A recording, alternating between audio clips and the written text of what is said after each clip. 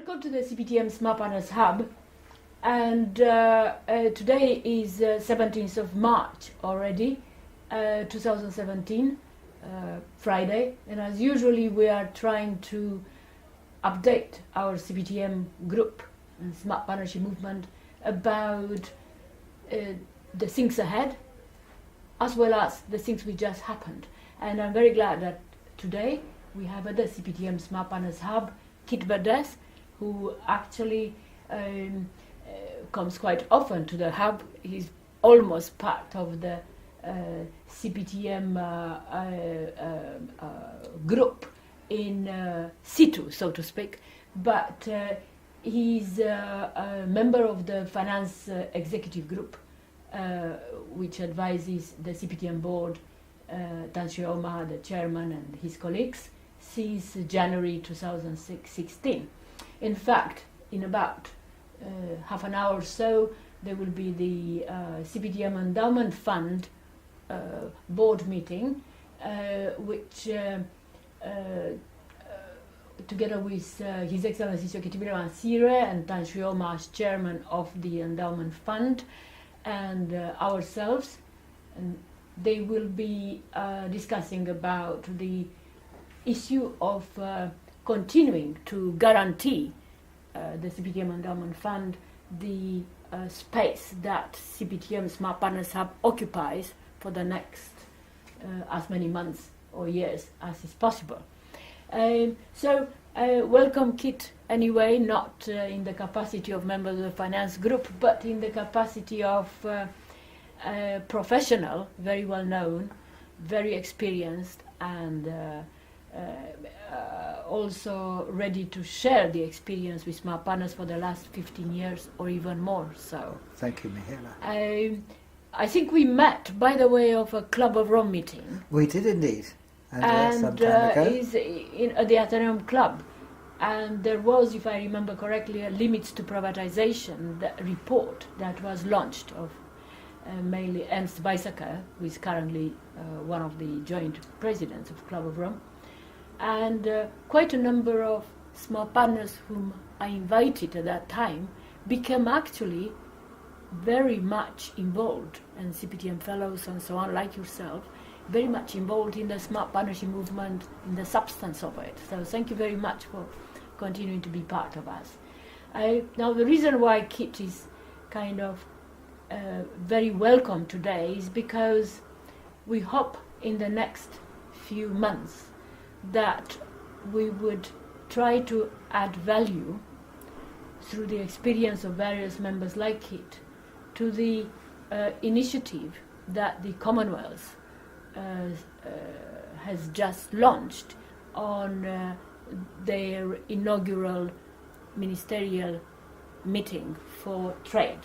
So in other words, the trade initiative in the Commonwealth, for which the CPTM members, the networks particularly related to standards, but also anybody else, have been submitting their own experience and work to date, which obviously is one of the major, probably the major burden that any trade relationship of any kind has to deal with. Now, in the last 7 years or more, Kit, as you know, the Bureau of Standards, the national standards bodies, as we call them, NSBs, from the Caribbean, quite wide group from the Southern Africa, Eastern Africa, and Western Africa, Cameroon, and for instance from West and Central Africa. I'm mentioning that because Western Africa is web in our group is a bit sleeping at this point of time, but I think this kind of initiative will kind of engage them in a more active way, as well as in Mediterranean, Cyprus and Malta, and NSBs from there, in Indian Ocean, Mauritius and Seychelles, and of course India and Malaysia. And Australia. I think we have seen, in fact, perhaps over the last decade or so, we have seen what the contribution has been made of standards and of consistency and concentration on quality in making sure that the trade opportunities are there. That countries that previously did not look at themselves as being in the forefront of being able to trade are actually now being able to set themselves to making sure they have the standards, they have the qualities that are going to compete in world markets and really make a success for themselves in that way. And their own participation in formulating and in bringing in those standards and of getting the standards established in their own countries can make a huge contribution to the way that they can trade and that they can contribute to their own economies and to the world economy as a whole. But you see, to make that happen, of course, the networks and the experience and it's terribly essential, and the relationship, smart partnership type of relationship and continuous nudging for things to happen is essential. But the mix of skills is particularly essential. So probably you want to explain particularly what skills are required to make trade happen. Well, it is very often really getting people to understand what the needs are, and they can do that by talking to other people or in similar circumstances in other Commonwealth countries or in other So getting one is a together. business group. So actually you can get a group of people together, both in the standards institutions, across the standards institutions, but also officials and others in the Department of Trade, and for that matter individual companies, to try to make sure that they are actually all getting in tune and learning from each other and so forth. And they can do this in a smart partnership way of actually making sure that it's not a question really of just competing against each other and so on. It's a question of looking together to get those standards, get the standards up for themselves and get a win-win. But you're avoiding to say one other bit, which everybody is consent with, particularly with the experience of in the last so many years. For instance, in the case of ACP, never mind the WTO and all the others, APEC and so on. But we were particularly, our group, engaged in trying to ease this interrelationship between ACP ambassadors in Brussels and the EU Trade Division in a smart partnership think tanking way, based on quality and standards. But what we were doing were a relationship among diplomats. So you also have experience of foreign affairs and diplomats. So I think that is also required to be combined with for somebody from standards needs to understand that this is essential, and diplomacy is not. It's not just an informal. It's a professional. Indeed. So what is diplomacy, do you think? Diplomacy. In a practical way. In a practical way, it is having that spirit. Actually, it comes back very often to the win-win. It is. It is. It is actually, in fact, they say about to be successful as a diplomat, you have to understand what the other person's needs are as well. Okay? You don't just push and saying what you're wanting. You look at what the other person needs as well, and that's where you can try to find the ways that you can both actually benefit from working together. Do you think that 2017, as different from 20 years before, or as different from what may take place 20 years from now on? We are going to be in a very interesting situation, as the Chinese would say, they are interesting times and so on. With Brexit, it's going to be some new questions arising and so forth over that. We have to, though, to some extent, resist those spirits which are of saying, oh, the negative ones, this is only Yeah. for us, we don't want this, we don't want that, and whatever it is, and to look actually at the ways that we can actually work together. But it does provide a new opportunity for us to do that with with countries of the Commonwealth. The opportunities are pushed a bit to the limits because I think of the, everybody knows that, because of the technology.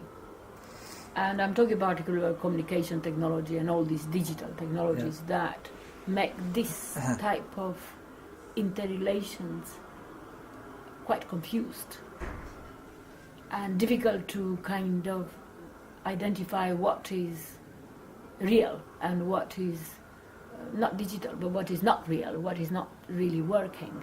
So I think there are multiple non-opportunities that have to be distinguished from those that they happen, and I think it's only through the human interactions that one can. I think, yes, there are areas there where we're going to have to be particularly careful. Yeah, today we are alerting the group at the quantum technology opportunities. I mean, we are still discussing about the digital landscape as it evolves with financial technology, fintech, with blockchains, with all sorts of things. But in fact, while that is taking place gradually, central banks in our group is evolving, the quantum technologies are evolving, and the application are evolving even more so. Yes. And by the time people will start understanding what a blockchain might be, it's already too late, including virtual reality and so on. So that makes actually the issue of standards, the role of standards, quite strategic, but also quite difficult, because it's an evolving. Yes. To set up a standard, the ISO and the others, they require about 5 years. Not because they can't do it, but they do require that. But it does take time. So now, blockchain technology, for instance, not that we are promoting that, but and any others, fintech, evolved in the last 1.5 years. Was there for all sorts of reasons. But when it started to be seen as a direct application, it's only about 1.5 years ago. Some of these things do take off very quickly. Very quickly. So the standards have got quite a different role now, particularly in relation to trade. Yes. Because what are you trading? You're trading something which is outdated already. What are you trading? So, don't you think so? Well, so the diplomacy those will are require going to even be more the question, so. because of course there's not just the trade in goods, but there is trade in services as well. This is the thing. This is the thing. Yeah. Well, I think we have from also from one of our colleagues, who is president of African Regional Standards Organization, Yves Gazikwe, who is Dr. Yves Gazikwe, who is also chief executive of SARS in Zimbabwe, in Southern Africa. We have from her a report of the ARSO meeting which took place and which she organized in Victoria Falls between 1st and 4th of March, and she shares with everybody the background of this meeting, and congratulations to her for that. And finally, probably we should also say that one of the country and then group of institutions and smart partners that are most active in most of the technology, political, national visions and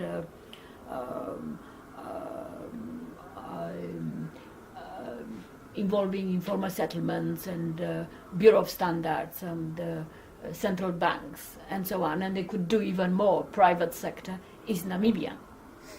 And the reason why we're mentioning Namibia is because next week there is, on 21st of March, is the Independence Day of Namibian Smart Partners, and we'd like to congratulate them for it, isn't it? Indeed. And just to mark the Namibian Independence Day. I'm told that without realizing I'm wearing the Namibian flag, but I didn't necessarily thought so, but here we are. So thank you very much, Kit, and hope you have a nice weekend.